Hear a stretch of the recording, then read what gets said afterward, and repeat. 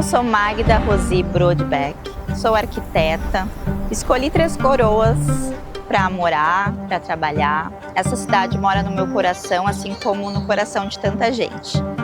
E a nossa cidade, Três Coroas, tem uma história riquíssima. E a história das cidades é contada através da história das edificações.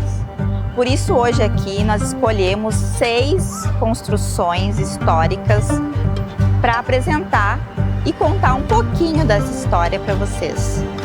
Venha conosco nessa jornada redescobrir as histórias e as memórias que essas joias arquitetônicas têm a nos oferecer.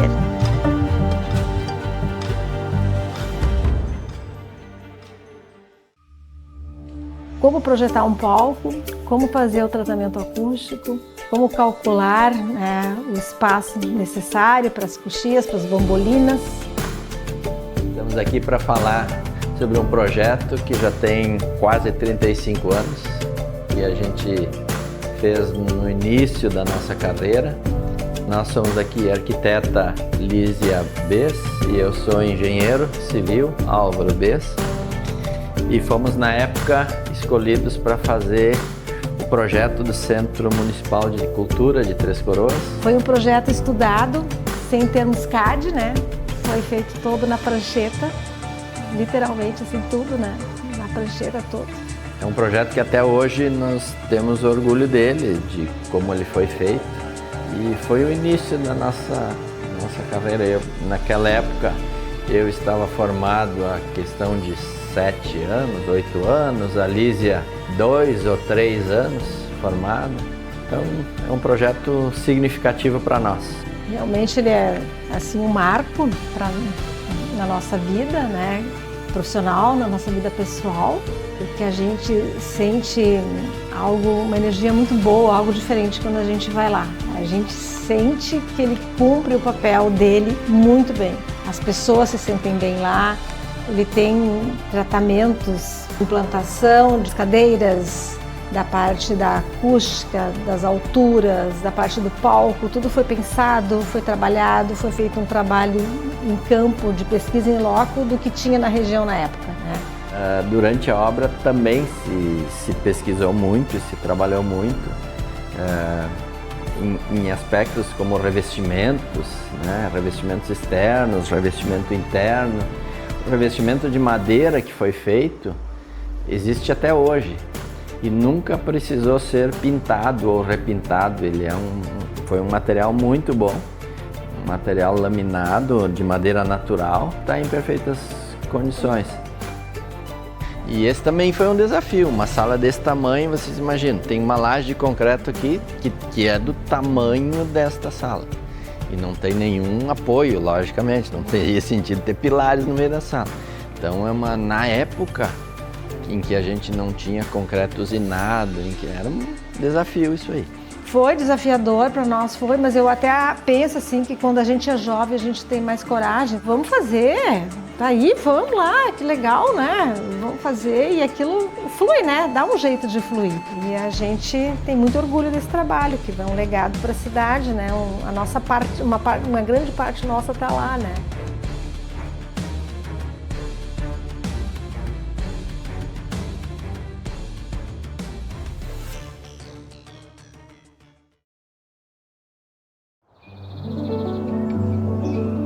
Essa casa foi construída no ano de 1870 pelo meu bisavô, Jacob Sander.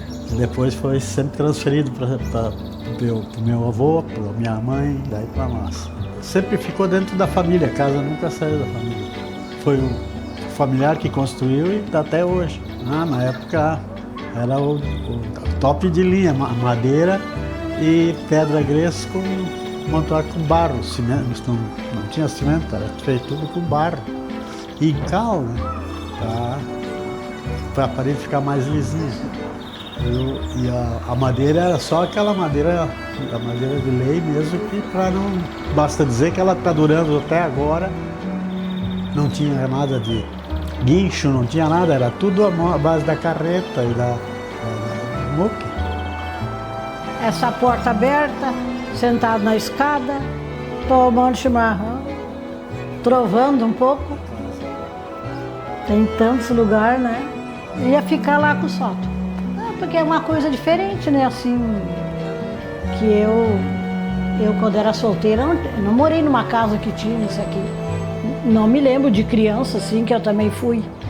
Eu sabia que existia, mas eu nunca cheguei a entrar e ver como é que era, né? Então eu vou ficar com aquela parte de cima. Essa casa é um dos poucos exemplares construídos com a técnica enxaimel ainda existentes na nossa região. O enxaimel é uma técnica construtiva antiga, onde as paredes são montadas com peças de madeira encaixadas entre si, que formam um esqueleto e tem seus vãos preenchidos, pode ser com taipa, pedra ou tijolos. Naquela época, isso vem do estilo alemão, né? Eram descendentes alemães, o bisavô veio da Alemanha. E daí esse enxaimel aí, ele trouxe de lá junto. Isso na época não tinha outra maneira de fazer, né? Viver numa casa antiga é diferente, porque eu morei aqui até meus 20 anos quando eu casei. Saí daqui, fui para minha casa, uma casa nova, então muito diferente, porque aqui o pai e a mãe viviam fazendo uma reforma aqui, arrumando uma coisa ali, mantendo a casa de pé.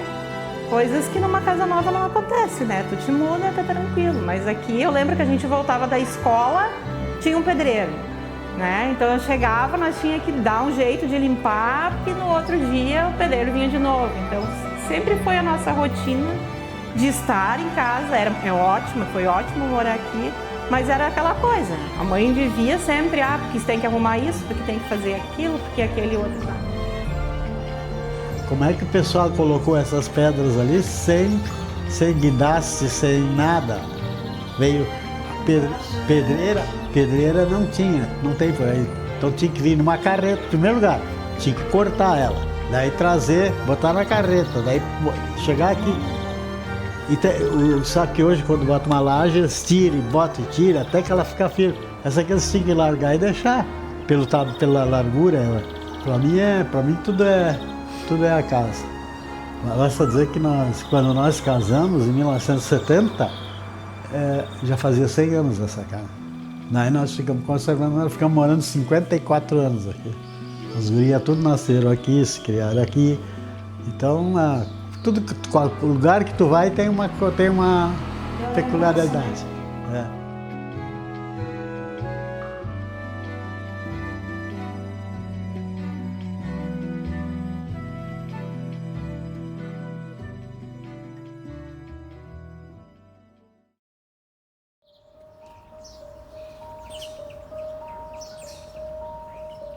Todo mundo tem muita recordação daqui.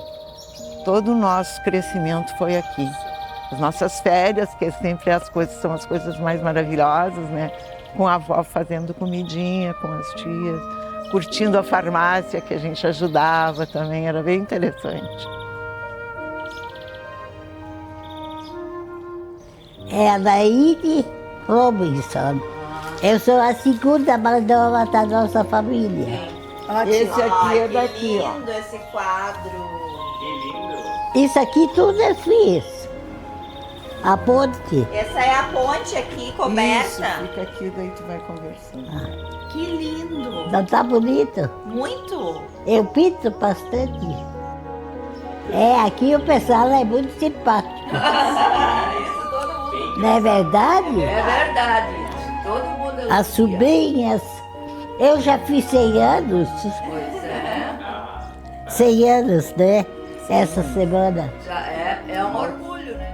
A construção deste prédio é de 1917. A edificação tem estilo eclético, com fachada assimétrica, com frontão triangular ornamentado, com 2 janelas centralizadas. As paredes são em alvenaria, sobre fundação de pedra. A fachada apresenta a marcação de cunhais, frisos e cornija.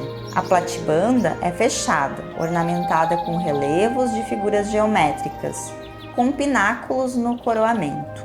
A cobertura é de telhas francesas, de barro, distribuídas em 2 águas. Meu nome é Clara. Eu sou filha da Arminda e do Cesário. Meu sobrenome é Bertolucci, minha mãe, Arminda, é Robinson. Nasceu nessa casa e eu também. Eu sou a neta mais velha do Balduino Robinson. Eu nasci aqui por acaso, porque a minha mãe veio aqui quando estava para nascer, porque meu avô tinha todas as possibilidades, né? Ele era parteiro, também homeopata, e eu acabei nascendo aqui. Eu sinto agora, porque realmente está sendo o final. Com a tia sempre diz, agora ela não se dá mais conta, mas ela sempre dizia, quando eu morrer essa casa vocês não vêm mais aqui. Porque realmente ninguém mais deles tem aqui perto o vínculo que a gente tinha. Todas as férias, todos os netos vinham aqui, mesmo não morando aqui, a gente passava aqui, mas a gente já está vendo que está sendo difícil de conseguir continuar mantendo a casa do jeito que a gente gostaria. O vô era uma pessoa muito interessada na educação, tanto que foi através dele que veio a primeira escola para cá, né? Ele era preocupado, ele tinha orgulho daqui. Então ele tentou fazer várias coisas assim importantes para a cidade. Ele era uma pessoa bondosa, tanto que ele, como farmacêutico, sempre estava aberta a farmácia, mesmo à noite, se alguém precisasse, poderia vir. E mesmo depois, quando ele faleceu, que o meu tio, que começou a assumir a farmácia, e a tia, que realmente era quem mais, né, a tia Nali era que cuidava mais, eles continuavam com essa mesma questão do vô. Ele realmente era uma pessoa que era muito solidário, era um cidadão solidário, que estava sempre interessado em ajudar. Aqui, muitos casais se conheceram, famílias se formaram em função dos bailes e do cinema, enfermos foram tratados, crianças nasceram e amizades se iniciaram. Essa edificação abriga mais de um século de história que se confunde com a história do próprio município.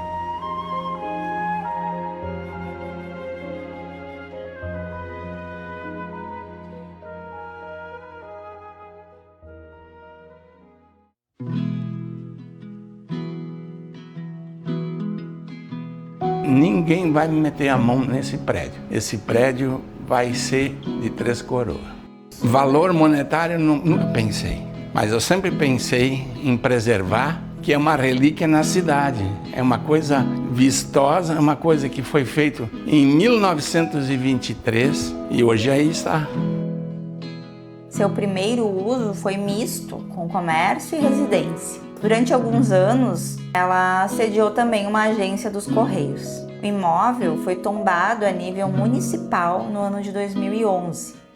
Em julho de 68, o meu pai e a minha mãe alugaram do seu Delmar Strepp. E em 69, o seu Delmar Strepp ofereceu para o meu pai. Daí meu pai tinha uma casa na praia, entramos daí na Zona Nova, e ele se interessou muito. Daí ele pediu a casa e 30 parcelas de R$400.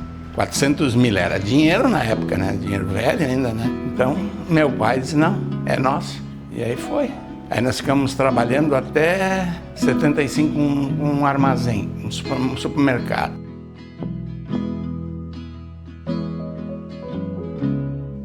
É um prédio com fachada simétrica, frontão triangular, com janela de púlpito, com guarda-corpo com balaústres. As paredes são em alvenaria autoportante e as fundações em pedra. A fachada tem presença de marcações horizontais e verticais, pilastras, cunhais, friso e cornija. A platibanda cheia é ornamentada com relevos de figuras geométricas. As portas e janelas possuem verga reta com ombreiras. A cobertura é em telhas capa-canal, distribuída em 2 águas. Tinha um sótão, hoje foi tirado, né?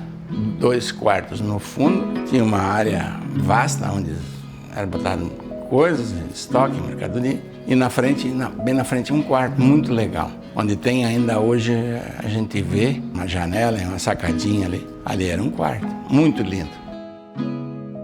2003, misteriosamente, em 5 pontos, deu foco no sinistro. Isso aí ficou 60, 70 dias queimando, né? Uma sacanagem, a gente não pode provar, não pode dizer nada. Graças ao bom Deus, a vizinhança conseguiram tirar o pai e a mãe. Quando eu cheguei aqui, não pude mais fazer nada. Estava tudo em chama. Foi muito triste. Queimou tudo.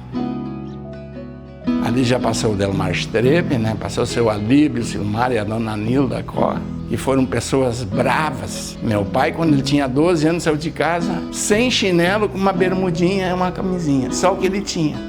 Como eu queria hoje que meu pai estivesse aqui, para mostrar essa beleza que está aí. Que ele era apaixonado. O que ele mais gostava, vindo de noite, sentar aqui na frente, olhar para baixo, olhar as pessoas.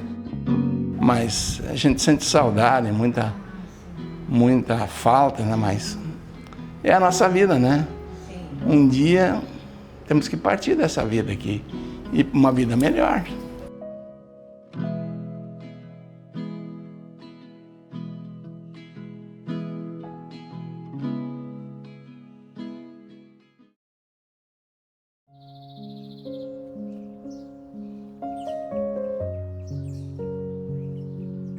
Este edifício foi construído em 1920 para instalar o tiro de guerra.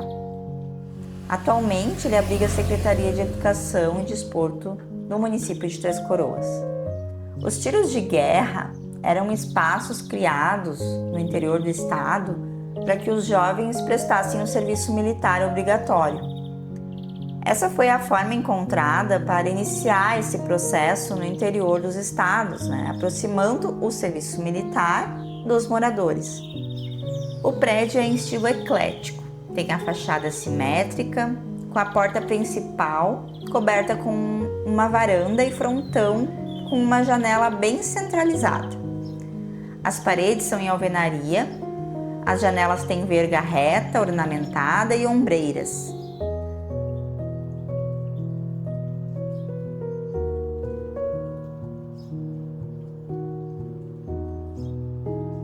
A fachada possui ornamentos como frisos, relevos, cunhais e pilastras.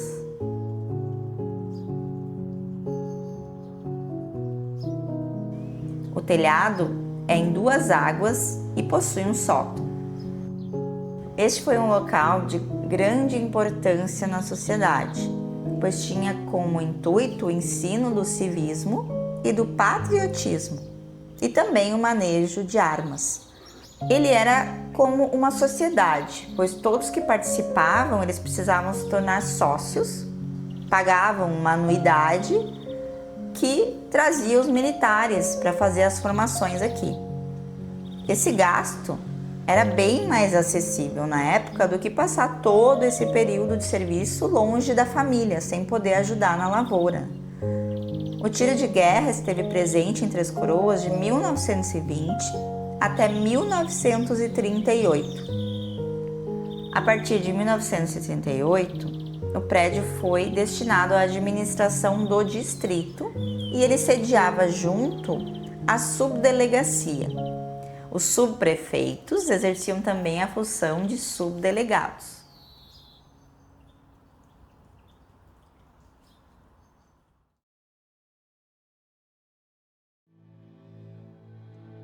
Este prédio foi tombado a nível municipal desde 2010. É uma edificação que possui paredes externas de pedra com espessura de 60 centímetros. As paredes internas são em pau a pique. O telhado é uma estrutura em madeira com caibros, tesouras, coberta por telhas cerâmicas do tipo francês. As janelas e portas são em madeira, com caixilhos envidraçados. A casa ela possui pavimento térreo com 5 cômodos, sótão habitável e porão. O fato dessa edificação ser um patrimônio histórico de Três Coroas vai muito além da arquitetura dela ou dos anos que ela carrega. É um prédio que é um documento da nossa trajetória, como se cada pedra que existe ali pudesse contar uma história.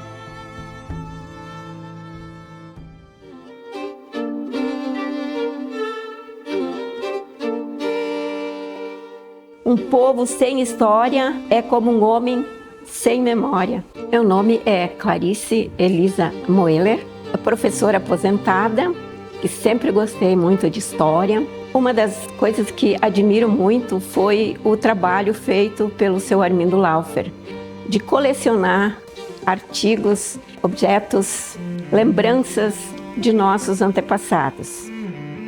E ele tinha um sonho de conseguir fazer o seu museu no majestoso, histórico casarão das Águas Brancas.